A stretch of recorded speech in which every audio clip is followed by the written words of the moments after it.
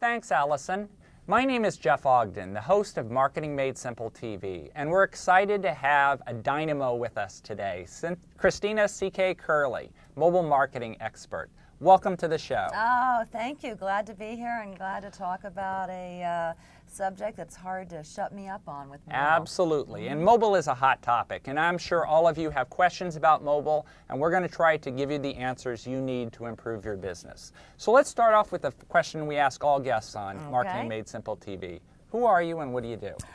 I'm Christina Kerley, but the world mainly calls me CK, so I built a brand around it. I'm a marketing specialist who is lucky to have been alive and marketing during a time of not one, digital, not two, social, but three, the big headliner, mobile, during all of this innovation. And I work with companies really on two sides of the business. One I'll call the preach, and that's the training and the education of executives. And the other side, well, we always have to practice what we preach, and that's the consulting side. And there I work mainly with B2B companies, both very big as well as mid-size and some small as well. So I'm between the practice and the preach, as Absolutely. Yeah? Great stuff. Great stuff. Yeah. So you talked about the revolution in mobile and how it's changing the world around us. I've talked a lot about that. So what do you think that B2B marketers need to be aware of in this changing world? Oh, thank you for that question.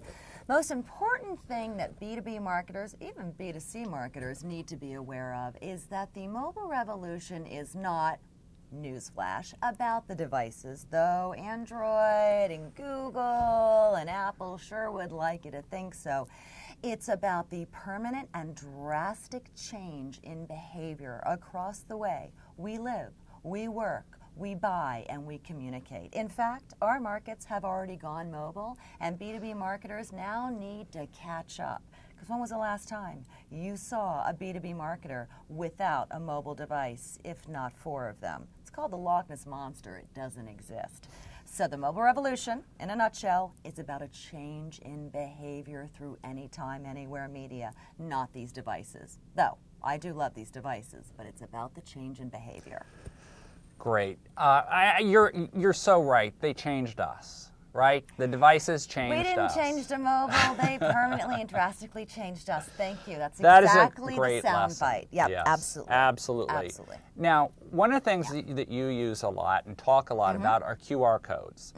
And I know Jeffrey Hazlett used scan tags, which are just a prettier version of QR codes. Because those QR codes aren't real pretty right now. Exactly, exactly. So how do you recommend that marketers leverage these scanning technologies? Sure, and there's just so many different technologies between QR codes and SMS and apps and mobile image recognition and augmented reality. But for QR codes, there's so many ways that marketers can use them.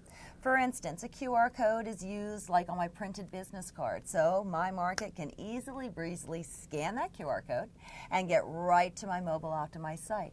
Or at the end of my thought leadership, I'll have a QR code after an article that's maybe 750 words in a media publication, and they can scan that and go to my channel of YouTube videos to learn more, to extend the conversation.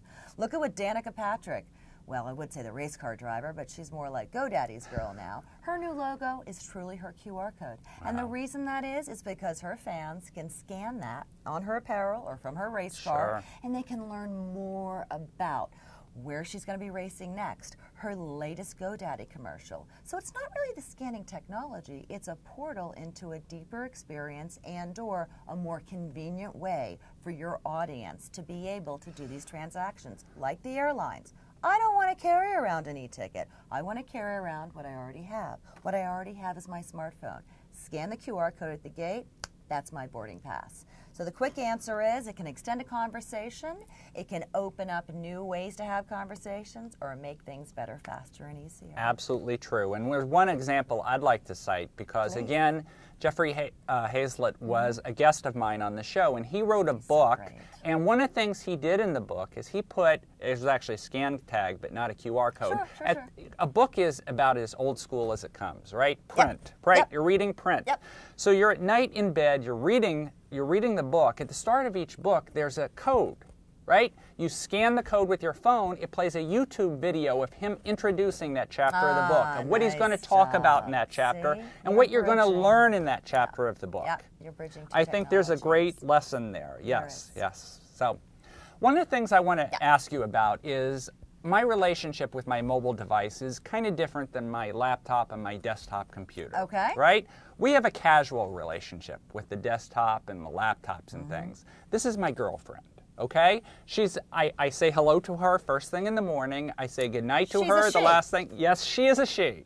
That's cool with me. Okay. So, what is the implication? What is the ramifications of this different kind of relationship with mobile devices? Sure. It's a really good question, and I need to answer that in two parts. First, because I don't want to assume everyone knows this, but right now, worldwide, we have 6 billion mobile subscriptions out of 7 billion people.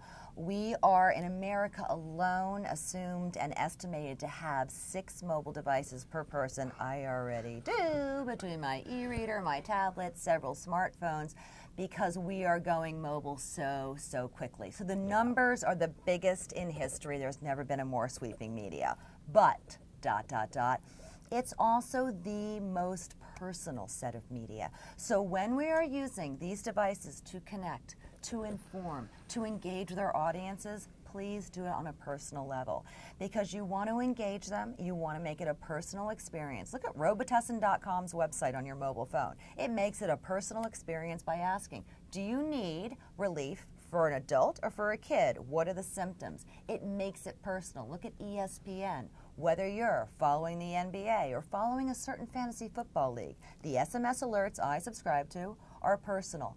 So the implication, B2B or B2C, keep the experience personal, even though we have so many mobile devices, and some of which happen to be female. Absolutely. I learned that lesson today, folks. Okay. Okay, good.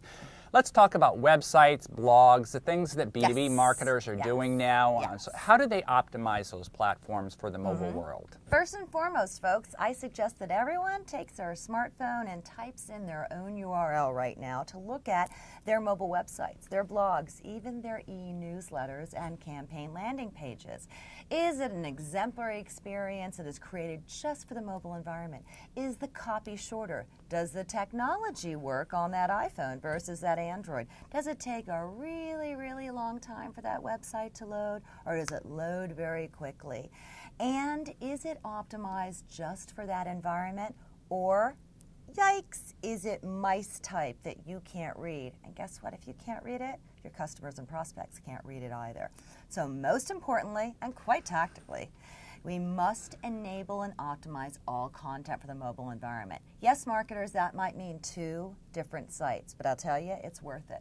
Because in a world with blogs, in a world with a lot of websites, in a world with a lot of free networks, there's a lot of what? Noise. We want to rise above the fray. So when our marketers are engaging with us on our mobile devices, let's make sure and make the experience exemplary. So that's my advice right there. Great advice. You're exactly right. Just shrinking down a website is not a mobile platform. No. So still brand consistent. Absolutely. But you need to look at what does your user need when they're mobile. Sure. And what technologies. And you need to really be close to your customer. Absolutely. Use that smartphone. Use her to call them to be able to find out what they need when they're mobile. And more importantly, what they don't need. Don't make it clutter. Absolutely. This is great stuff. And one thing I'd like to tell the audience, if you want to see great examples of mobile websites, go to ckb2b.com or go to my blog, which is fearlesscompetitor.com, because they're both totally optimized for mobile. Absolutely. This has been a great conversation. For our audience out here, how can they learn more about you and what you do and what you offer? Excellent.